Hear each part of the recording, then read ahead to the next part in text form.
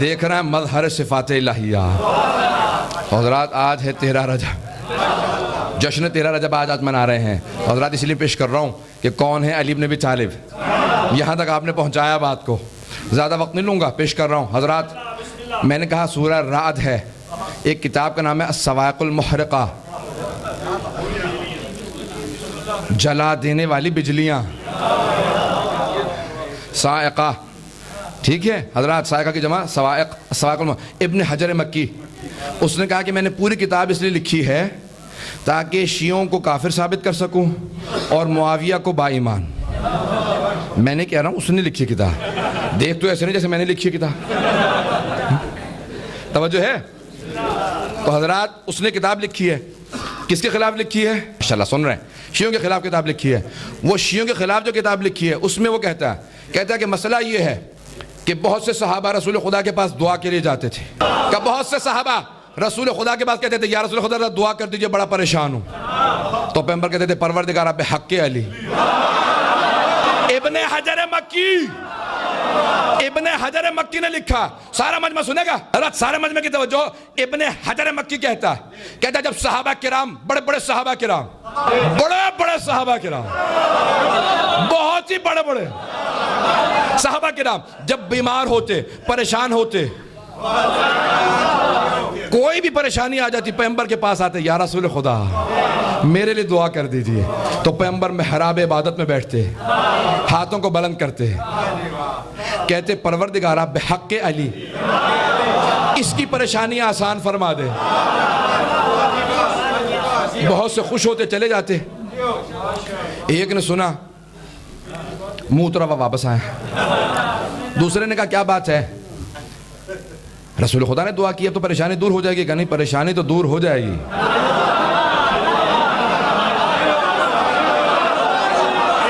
پریشانی دور ہو جائے گی، یہ یقین ہے۔ لیکن ایک اور پریشانی بنا دی انہوں نے۔ کہ کیا؟ کہا انہوں نے دعا کرتے ہوئے کہا بحق علی۔ اب دوسرے کو پریشانی ہوئی، جس سے بات کر رہے تھے میں اس کی بات کر رہا ہوں۔ وہ کہا کہ یا رسول خدا بڑا پریشان ہوں، میرے لیے دعا کر دیجئے۔ کہا پروردگارہ بحق علی اس کی پریشانی آسان کر دے۔ پہلے نے کہا کیا بات ہے؟ وہ جو دونوں صحابہ کی بات کر رہا ہوں، توجہ مجمع کی میرے ساتھ، میں اپنے الفاظ کا ذمہ دار ہوں، آپ کی سوچ کا نہیں۔ بس بھائی حضرات، ایک مرتبہ دونوں نے ایک دوسرے سے بات کی، کیا بات ہے، پریشان کیوں ہے؟ کہا کہ پریشانی تو حل ہے، یہ ہر دفعہ علی کا واسطہ دیتے ہیں، میں نے ہمیشہ کان لگا کے سنا ہے، کوئی صحابی ہو چاہے صحابیات ہوں، پردے کے پیچھے سے آواز ہے تب بھی علی کا واسطہ، چاہے سامنے سے آواز ہے تب بھی علی کا واسطہ، گھر سے آواز ہے علی کا واسطہ، کہ انسانوں کے علاوہ دوسری مخلوقات کہیں علی کا واسطہ۔ کہ زیادہ پریشان نہ ہو، جب علی پہ مشکل آئے گی نا تو پھر تیرا میرا واسطہ۔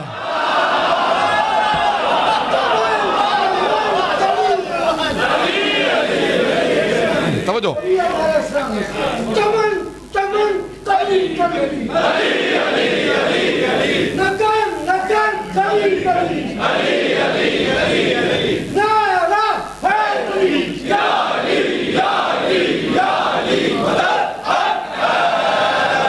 مجمع کی توجہ ہو میرے ساتھ، وقت یہیں سے گزر رہا۔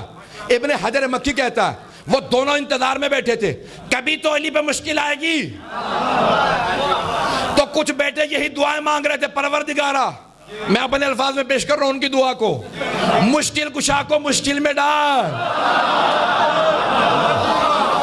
مشکل کشا کو۔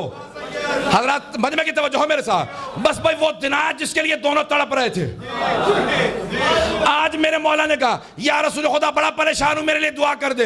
اب سارے کان رسول خدا کی طرف، وہ دونوں آگے بیٹھے، پیغمبر نے ہاتھ بلند کیے کہ پروردگارہ علی کا واسطہ، علی کی پریشانی آسان فرما۔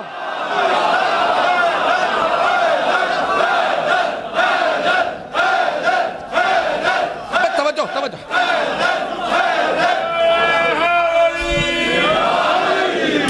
سارے مجمع کی توجہ ہو۔ اب وہ دونوں رک نہ سکے، ان میں سے ایک پھٹ پڑا، کہا یا رسول خدا یہ کب تک علی کا واسطہ چلے گا؟ اس پہ مصیبت تو علی کا واسطہ، مجھ پہ مصیبت تو علی کا واسطہ، اس پہ مصیبت تو علی کا واسطہ، علی پہ مصیبت تو علی کا واسطہ۔ رسول خدا نے فرمایا کہ او بدبخت، جب مجھ پہ مصیبت آئے تو میں بھی علی کا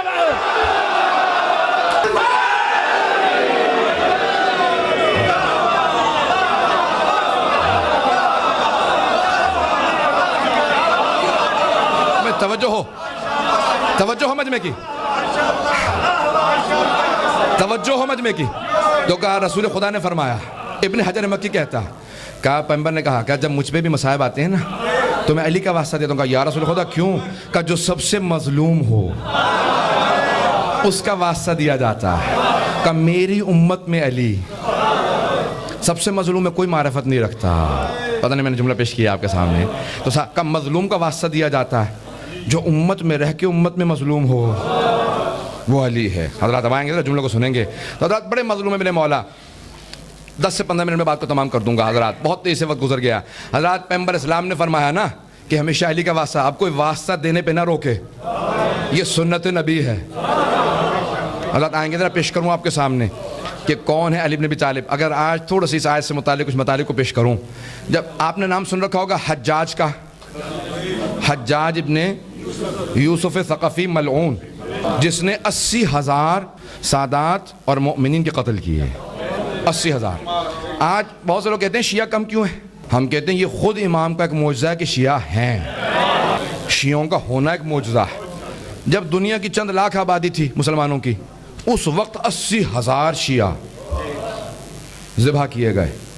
حجاج ابن یوسف ثقفی ملعون نے صرف نام سنتا تھا، بعض کا 2 ہفتے گزرتے تھے، کہتا تھا مجھے کھانا نہیں کھایا جا رہا، مجھ سے کھانا نہیں کھایا جا رہا جب تک علی کے کسی شیعہ کا خون نہ دیکھ لوں۔ بے انتہا سادات کس نے قتل کی، مومنین کے، علماء، بے انتہا۔ تو اس نے کہا کہ میں نے سنا ہے کہ کوئی خاتون ہے جو علی کے گھر میں خدمت کرتی تھی، ایک کنیز تھی، تو کہا کہ سنا ہے وہ صحابہ سے افضل مانتی ہے علی کو، ذرا بلاؤ اسے۔ آخر میں اس بات کو لے کے آیا ہوں، وہ لے کے آئے، جیسے وہ سامنے کہا کہ میں نے سنا لوگوں سے کہ تو علی کو صحابہ سے افضل مانتی ہے۔ کہا ایسا ہے کہ تو علی کو صحابہ سے افضل مانتی ہے؟ کہا تو نے غلط سنا ہے، کہا تو نے غلط سنا۔ کہا اچھا میں یہی سوچ رہا تھا ایسا نہیں ہو سکتا۔ کہا نہیں میں صحیح عقیدہ بتا دوں، کہا میں رسول خدا کے علاوہ علی کو سارے انبیاء سے افضل مانتی ہوں۔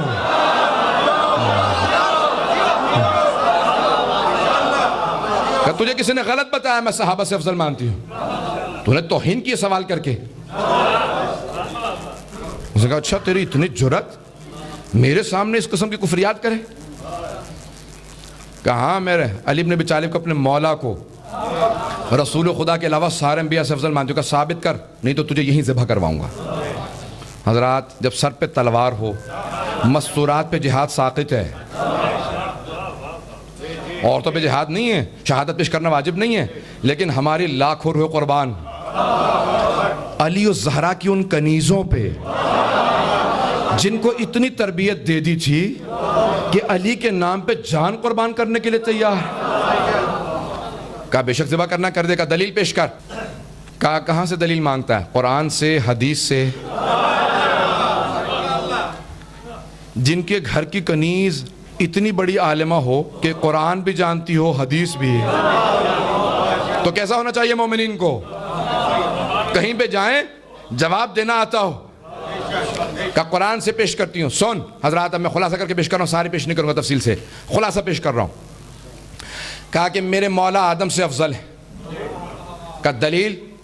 اب جلاد نے تلوار اٹھائی، جو حجاج کے کہنے پہ تلوار چلایا کرتا تھا، لیکن سلام اس کنیز پہ نہ زبان لڑکھڑائی، نہ قدموں میں جنبش آئی، حیدر کرار کی ماننے والی تھی۔ ایک مرتبہ میرے مولا کی قبر کی طرف رخ کر کے اپنے آپ کو استمداد طلب کی، کامی آپ کی زبان میں پیش کروں، یا علی مدد۔ شروع کیا، کہا سن قرآن میں اللہ نے جناب آدم سے کہا لا تقرب هذه الشجرة، کہ اے آدم آپ اور آپ کی زوجہ گندم کے قریب مت جانا، قرآن میں اس پودے کے قریب مت جانا. کہا لیکن جناب آدم نہ رک سکے. کہا حرام نہیں تھی گندم, وہ معصوم تھے, معصوم حرام نہیں کرتا. کہا لیکن کوئی اولا تھا نا جو ترک ہو گیا. نہیں سمجھا پایا. اب وقت نہیں ہے میں ترک اولا کی تفسیر کے اندر جاؤں, تشریح میں جاؤں. تو حضرات کا کوئی اولا تھا جناب آدم سے, ترک اولا ہوا. کہ جناب آدم کو اللہ نے جنت میں گندم کھانے سے روکا تھا, میرے مولا کو نہیں روکا تھا, لیکن پھر بھی انہوں نے پوری زندگی جو پہ گزار دی.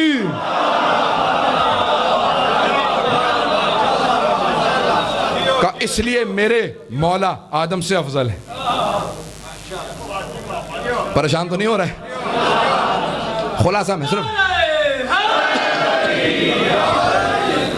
خلاصہ پیش کر رہا ہوں. کئی آیات کے ساتھ انہوں نے استدلال پیش کیا جناب نوح سے متعلق, جناب یونس سے علاوہ جناب ایوب, جناب یعقوب, جناب یوسف. شاید اسی لیے پیغمبر اسلام کسی مقام پہ کہہ گئے تھے کہ من ارادہ ان یرا آدم فی علمہ و نوحا فی حلمہ و ابراہیم فی خلتہ. پتہ نہیں توجہ ہے مجمع کی نہیں ہے. تو یہ سب کی حدیث سنی ہوئی ہے, اس لیے میں تفسیر میں نہیں جا رہا ہوں کہ اتنی سب انبیاء کو ان کی صفات میں دیکھنا ہو تو ایک مرتبہ میرے بھائی علی کو دیکھ لو. آدم کے علم میں انہیں دیکھنا ہو, نوح کو ان کے حلم میں دیکھنا ہو, ابراہیم کو ان کی خلت میں, موسیٰ کو ان کی ہیبت میں, عیسیٰ کو دم عیسیٰ میں, یوسف کو ان کے جلال میں, باقی انبیاء کو ان کے کمال میں.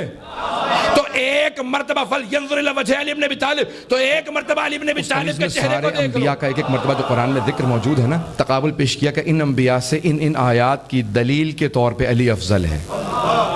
حضرات